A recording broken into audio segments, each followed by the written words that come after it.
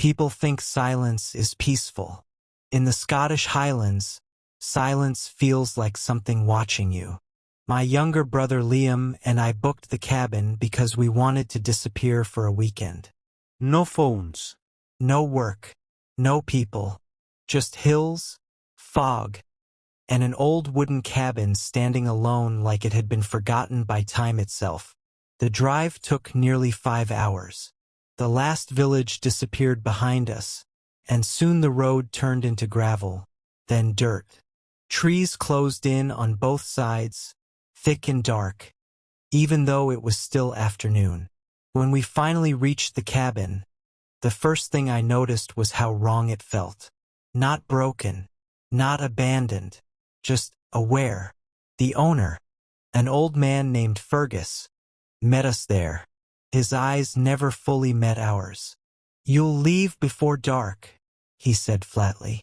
"We're staying 2 nights," Liam replied, smiling.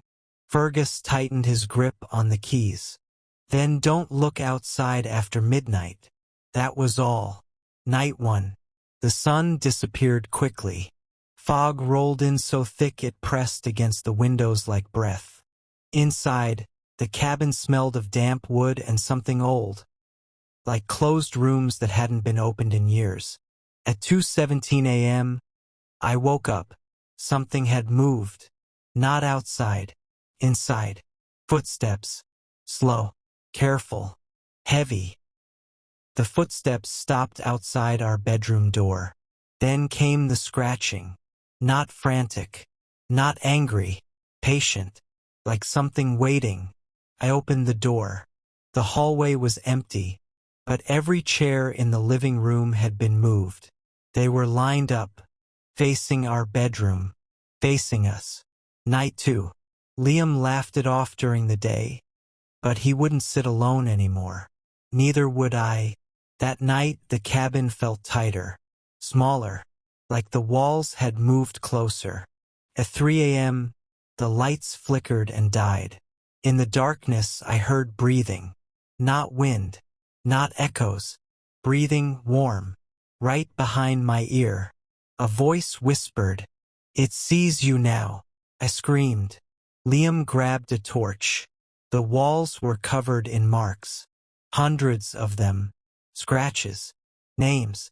Dates. Some went back over 100 years. And written deeper than the rest, carved into the wood. "Stay still. It likes that." The disappearance. Just before sunrise, Liam went outside to check the generator. He never came back. I searched the woods screaming his name until my throat bled. They found him the next day, standing upright, frozen solid, eyes wide open, mouth stretched in a silent scream. The coroner said something impossible. He'd been dead for 6 hours. I had spoken to him 10 minutes before dawn. The cabin was burned down weeks later. They say the land remembers every person who enters, and once it notices you, it never stops watching. The job paid well because no one wanted it. Forestry monitoring. 1 person. 1 cabin. 3 weeks. No signal. No radio. On my first night, the forest felt too quiet. Not peaceful, empty, like sound itself had been removed.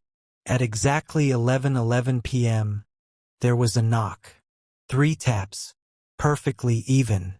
I opened the door immediately. No one was there. Only trees.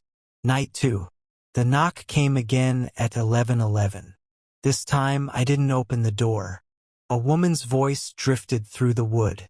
"Please let me in." Her voice was calm, gentle. I asked who she was. She replied, "You already did." Something walked around my bed that night. Bare feet. Bed. Night 3. The knocking didn't stop. It moved. Door. Window. Wall. Then, a knock from inside the cabin. Behind me. I didn't turn around. I hid under the floorboards until morning. Police found me days later, shaking and half mad. One officer returned to the cabin alone to collect evidence. He never came back. They found his body hanging in his garage a week later. His note said only one thing: "She followed me home." Some places don't forget the people who live there. They absorb them.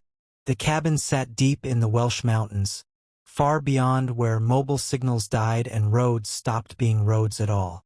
To reach it, you had to drive through miles of winding dirt tracks, forests so thick they swallowed daylight, and hills that felt older than memory.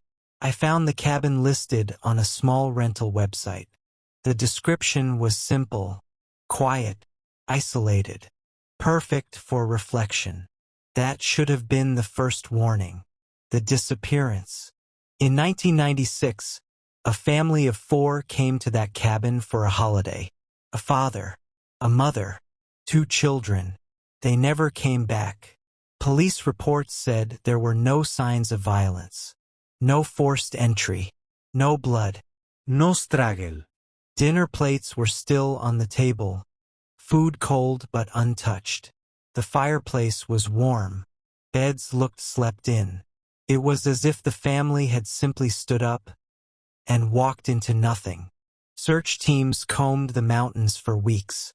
Dogs lost the scent at the cabin door. Helicopters found nothing.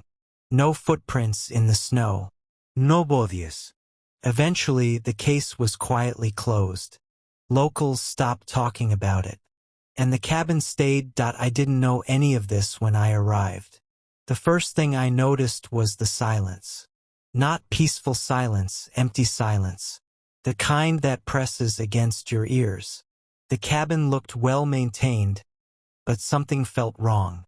The windows were too dark, even in daylight.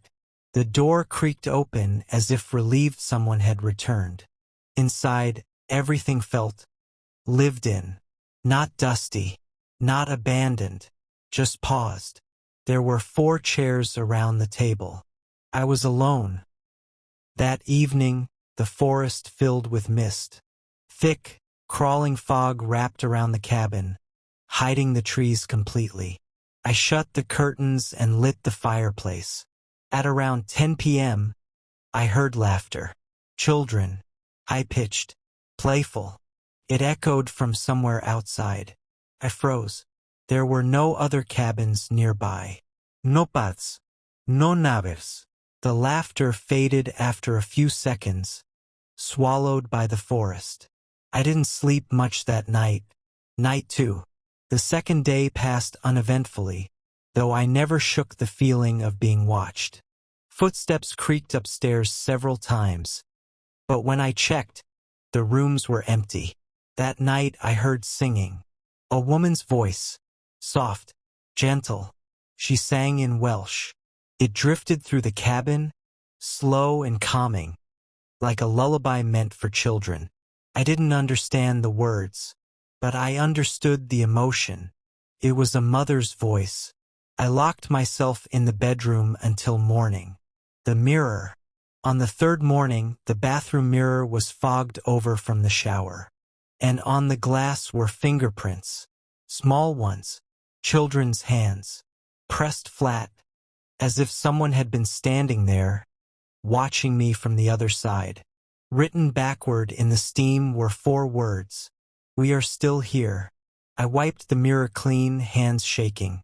But no matter how many times I wiped it, the words came back. I drove to the nearest village that afternoon. An old woman at the pub froze when I mentioned the cabin. "You shouldn't stay there," she whispered. "They never leave." She told me about the family, about the nights people heard children laughing, about the singing, about the knocking. "Sometimes," she said, eyes lowered, "they stand at the windows." I returned to the cabin before dark. I shouldn't have. That night the cabin felt crowded. Footsteps moved from room to room. Doors opened softly. Floorboards creaked beneath invisible weight. At midnight I heard a knock. One single knock. From the front door. I didn't move. The knock came again. Slow. heavy. Then I saw them. Through the window, a family stood outside the cabin, perfectly still. The father stood closest. His face was pale, stretched too tightly over his skull. His eyes were wide and empty. Behind him stood the mother, her mouth moving silently, still singing. The children stood holding hands. They weren't blinking. They weren't breathing. The father raised his hand and knocked. Once, the cabin shook. Lights flickered. The mother's voice stopped. The children smiled. I ran. Police found me hours later on the road, barefoot and screaming. They took my statement. Then they told me something that still haunts me. Every person who stays in that cabin reports the same family. Same faces. Same knock. Same singing. But no one has ever seen them leave. The cabin is still available for rent. Because the family that disappeared in 1996 never actually did. They stayed, waiting for someone else to join them.